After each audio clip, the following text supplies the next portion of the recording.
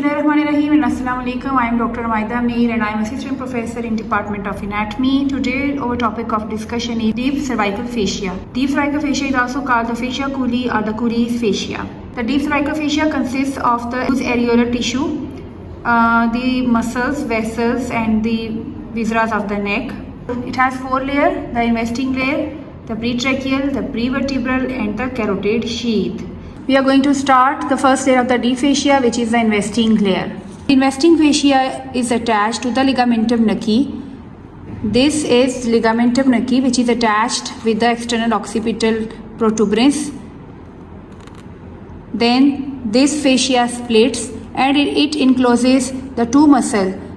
One, the large muscle, which is called the trapezius muscle, and the next one, this is called the sternocleidomastoid muscle. On this model, the sternocleidomastoid is labeled as 97 and the trapezius is labeled as 104. Here, this fascia forms the roof of the posterior triangle of the neck. This is the posterior triangle of neck. This is the mastoid process of the temporal bone at the level of the sternocleidomastoid muscle. This fascia is attached with the styloid process of the temporal bone. From here, the fascia will move up to the mandible. This fascia is thickened and form a ligament which is called the stylomandibular ligament. And at the level of the ramus of the mandible, this fascia receives the parotid salivary gland and this fascia forms a sheath of the parotid salivary gland. Now you can see the parotid salivary gland on this model. This is parotid salivary gland, which is labeled as number 144 on this model.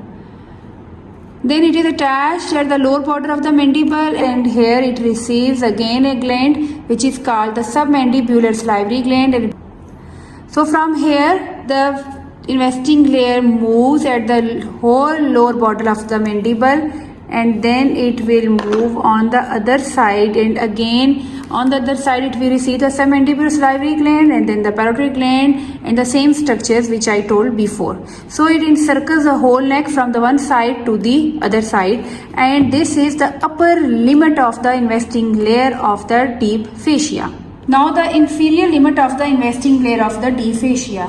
Inferiorly, the investing layer of the deep fascia is attached to the acromion process of the scapula, and then it will move medially and then it will attach with the clavicle, but the clavicle is not visible in this model. Investing layer not only forms the roof of the posterior triangle of the neck, but it also forms the roof of the anterior triangle of the neck over here. At the level of the manubrium sterni, which is mentioned with the number 93 in this model. This is the lower limit of the investing layer and the upper limit is the lower part of the mandible. It will run downwards like this manner. Here at the level of the upper part of the manubrium sterni, which is also called the jugular notch. This layer has two parts. One is the anterior layer and one is the posterior layer, and between both of them is a space which is called the suprasternal space. So the content of the suprasternal space are the sternal head of the sternocleidomastoid muscle, the anterior jugular vein and the lymph nodes. The upper limit of the pretracheal layer of the deep cervical fascia is the hyoid bone. From here it starts, it runs downward, so it covers the thyroid cartilage of the larynx, then the thyroid gland, and behind the thyroid gland is the parathyroid gland. Below the thyroid cartilage is the trachea, and behind the trachea it encircles the esophagus. It is not completely attached with the whole thyroid gland. It encircles it but remains separated from every part of thyroid gland except at the level of the isthmus. So it is only attached to the isthmus level of the thyroid gland. So it starts moving laterally, and from at this level it passes in front of the carotid sheath. Here the carotid sheath, which is another layer of the deep fascia, lies, and at this level it passes behind the brachiocephalic vein. This is a brachiocephalic vein and passes in front of the aorta. So you can see that this is brachiocephalic vein and behind this lies the aorta, or you can see from here this is aorta and this is brachiocephalic vein. It will blend with the adventitia of the aorta and then passes behind, covers all the infrahyoid muscle, and moves behind and also encircles the esophagus and pharynx. Hyoid bone in this model is number 62. The thyroid cartilage in this model is number 148. The thyroid gland is the number 147 in this model, especially the isthmus of the thyroid gland. The brachiocephalic vein is number 128 in this model. Third layer, which is a prevertebral layer of the deep cervical fascia. As its name indicates, this means that it lies in front of the vertebral column or in front of the muscles of the vertebral column. This layer also has the upper limit and the lower limit. The upper limit of the prevertebral layer is ligamentum nuchae, and then it runs downward. Lower limit is up to the level of T4 vertebra. It encircles the prevertebral muscles, which are longus capitis and longus cervicis. Then it will move laterally and it forms the floor of the posterior triangle of the neck.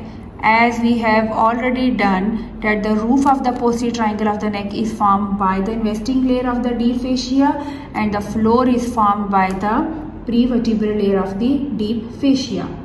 At this level, this layer extends in the form of the axillary sheath that will then enter into the axilla. It contains axillary artery, axillary lymph nodes and the other structures. And the last layer of the deep cervical fascia is the carotid sheath.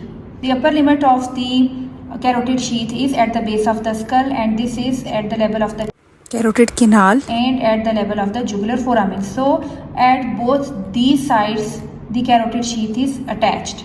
Now the lower limit of the carotid sheath runs downward and it will blend with the adventitia of the aortic arch over here. And as you know, the pretracheal layer will also blend with the adventitia of the aortic arch behind the brachiocephalic vein. So both these layers will blend with each other. Now the content of the carotid sheath. The carotid sheath contains a common carotid artery, which is the number 7 at this model. The internal carotid artery, which is number 119 at this model. The vagus nerve, deep cervical lymph nodes, internal jugular vein, all these are the content of the carotid sheath. This is the end of all the 4 layers of deep cervical fascia. Next time we will study the triangles of the neck. Like and share this video. Thank you so much. Allah Hafiz.